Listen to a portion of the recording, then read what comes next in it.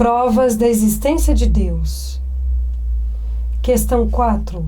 Onde se pode encontrar a prova da existência de Deus?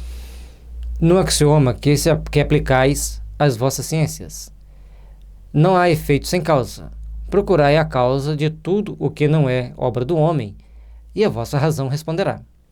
Sempre que a gente olha para o universo e vê tamanha perfeição, logicamente que a gente vai fazer o seguinte questionamento: quem criou tudo isso? Qual a causa de tudo isso? E a ciência vai trazer cálculos matemáticos, cálculos da física, os mais aperfeiçoados possíveis, explicando como que pode ter sido a origem de tudo isso. Mas, quanto mais tentam se explicar por fórmulas matemáticas, mais veem que há uma inteligência suprema, de extrema perfeição, de extremo poder, a coordenar e a controlar e a criar tudo isso. Portanto, ao olharmos por todas as perfeições do universo, deparamos que os céus, com todas essas perfeições que existem nesse universo, é obra de um ser perfeito, de uma inteligência muito, muito, muito superior à dos homens, Deus. Para crer-se em Deus, basta se lance um olhar sobre as obras da criação. O universo existe, logo tem uma causa. Duvidar da existência de Deus é negar que todo o efeito tem uma causa e avançar que o nada pode fazer alguma coisa. O nada vai fazer nada. Se alguma coisa foi criada, porque existe algo superior criando essa alguma coisa. Portanto, toda a criação do universo, podemos entender, é obra de uma inteligência suprema, Deus. Questão 5. Que dedução se pode tirar do sentimento instintivo que todos os homens trazem em si da existência de Deus? A de que Deus existe, pois de onde lhes viria esse sentimento, se não tivesse uma base? É ainda uma consequência do princípio, não há efeito sem causa. Portanto, se inicialmente todos tinham essa crença em Deus, em todos os povos, em todas as civilizações, então leva-nos a entender que Deus existe, porque há um consenso da existência de Deus.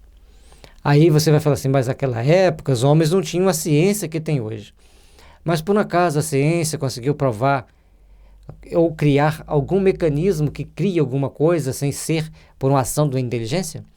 Se tudo tem uma ação da inteligência, a criação do universo veio pela ação da inteligência suprema.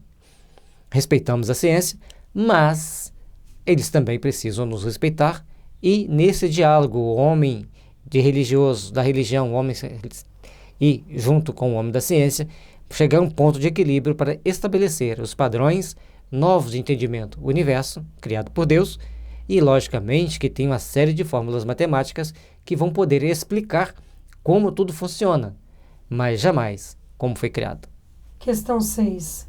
O sentimento íntimo que temos da existência de Deus não poderia ser fruto da educação, resultado de ideias adquiridas? Se assim fosse, por que existiria nos vossos selvagens esse sentimento? Olha que interessante, Kardec, os Espíritos traz para a gente, vai além. Se o selvagem já entende que existe um Deus, existe um ser superior, logicamente, entre a civilização também vai existir aqueles que vão acreditar em Deus. Aí você pode até questionar e falar assim, mas nem todos acreditam em Deus. Certo. Óbvio que nem todos acreditam em Deus, porque existem os ateus. Quem já leu o livro O Abismo vai ver que tem muitos espíritos que não acreditam em Deus. Se o sentimento da existência de Deus, um ser supremo, fosse tão somente produto de um ensino, não seria universal e não existiria senão nos que houvessem podido receber esse ensino, conforme se dá com as noções científicas.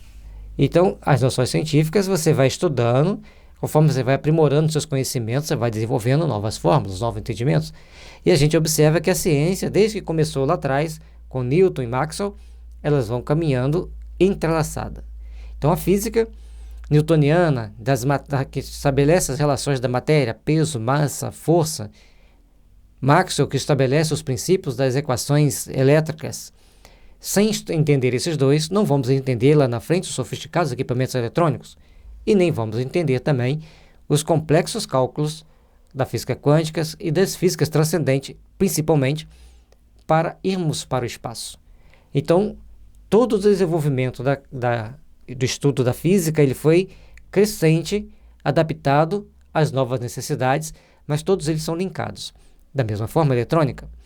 Assim, nós precisamos entender os princípios que gerenciam as nossas vidas, que gerenciam a nossa existência, mas Deus é a essência criadora. Nós vamos entender as fórmulas, vamos fazer cálculos para definir possibilidades de criação, mas jamais a essência da criação. Pelo menos, jamais no estado atual que nós estamos de entendimento. Talvez, quando formos espíritos superiores, as coisas mudem, mas ainda somos espíritos em provas, expiações e alguns entrando no processo de regeneração.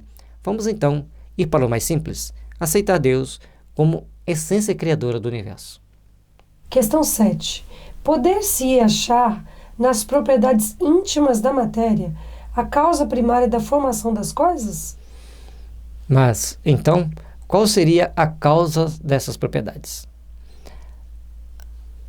É indispensável sempre uma causa primária. Tudo tem um início. E qual é o início?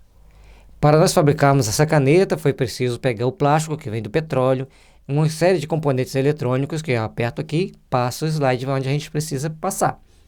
Através de impulso elétrico, eletroeletrônico, nós vamos fazendo todo esse acionamento.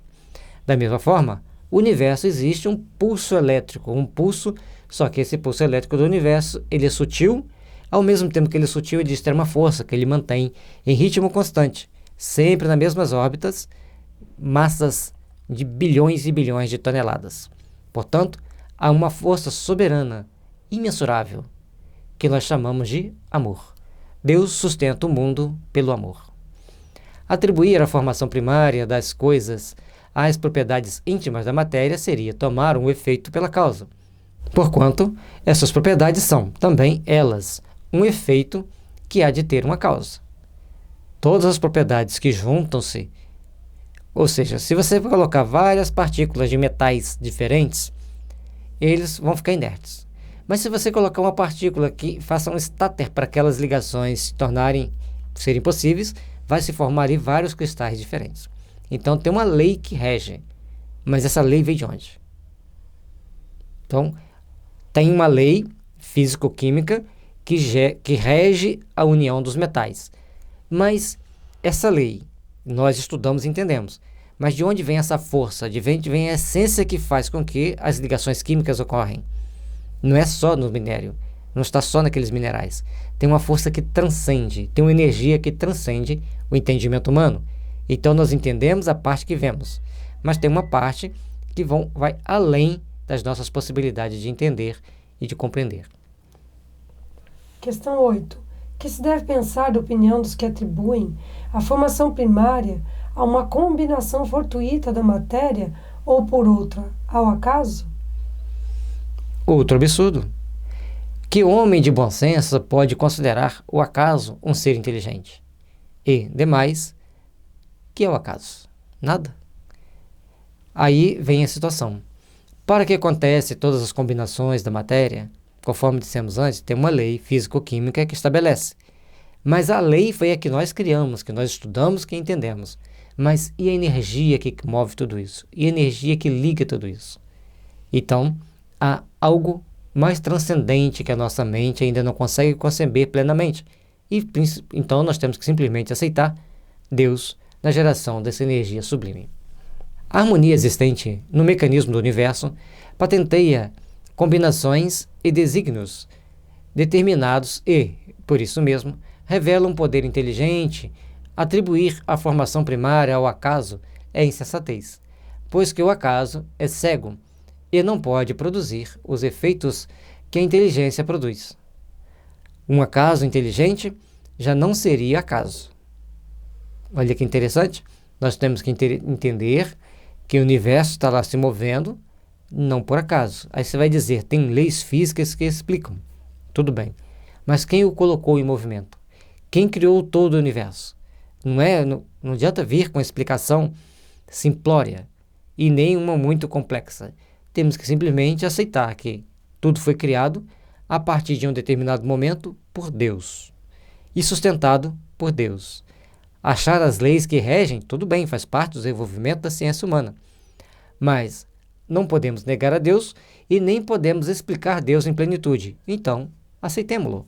Fica mais fácil de dialogarmos, fica mais fácil de raciocinarmos e de entender. Lembrando que a Terra ainda comporta espíritos muito primários. Por mais inteligentes que somos, ainda somos muito primários. Portanto, temos que tentar explicar Deus ao nosso jeito e cada um ao seu jeito, sem entender uma essência divina conforme deveríamos entender e ainda com total perfeição que gerencia tudo no universo, que gerencia toda a nossa vida. Questão 9. Em que é que, na causa primária, se revela uma inteligência suprema e superior a todas as inteligências? Na causa primária. Tendes um provérbio que diz: pela obra se conhece o autor. Pois bem, vede a obra e procurai o autor. O orgulho é que gera a incredulidade. O homem orgulhoso nada admite acima de si. Por isso é que ele se denomina a si mesmo de espírito forte. Pobre ser que um sopro de Deus pode abater. Eu lembro aqui quando Jesus vai conversar com o senador Públio Lentulus, e o senador lembra do poder das águias romanas. E Jesus diz que o exército dele era muito pueril, muito frágil diante do exército de Deus, que com um sopro poderia abatê-lo. E o Públio Lentulus, sem entender tudo aquilo que Jesus lhe dizia, lhe falava, fica então estarrecido, mas ao mesmo tempo paralisado. Ele não conseguia dar resposta porque ele pensava, Jesus lia o pensamento dele e dava a resposta. Assim, nós, diante de todo o universo, nós vamos fazer várias conjecturas, vamos procurar fazer várias indagações, mas a essência de tudo isso é Deus. E Deus traz para nós todo o amor, toda a misericórdia, que ainda não conseguimos dimensionar. Por isso, aceitemos simplesmente Deus como Criador de tudo, conforme dissemos antes, e vamos estudar as fórmulas então para dar explicações de como as coisas funcionam. Mas, lembrando que tem algo transcendente que ainda não conseguimos plenamente entender. Do poder de uma inteligência se julga pelas obras. Não podendo nenhum ser humano criar o que a natureza produz, a causa primária é, conseguintemente, uma inteligência superior à humanidade. É outro problema para alguns cientistas admitir que existe algo superior a ele. Ele prefere achar que tudo foi obra do nada, alguns, é claro, do que um ser, uma inteligência superior que tenha criado. Faz-nos necessário que procuremos, então, entender que tudo isso, por mais que tentamos explicar, que tenhamos mecanismos para explicar, tem sempre a parte transcendente que nós temos que aceitar, pertence a Deus. Quaisquer que sejam os prodígios que a inteligência humana tem operado, ela própria tem uma causa, e quanto maior for o que a opere, tanto maior há de ser a causa primária.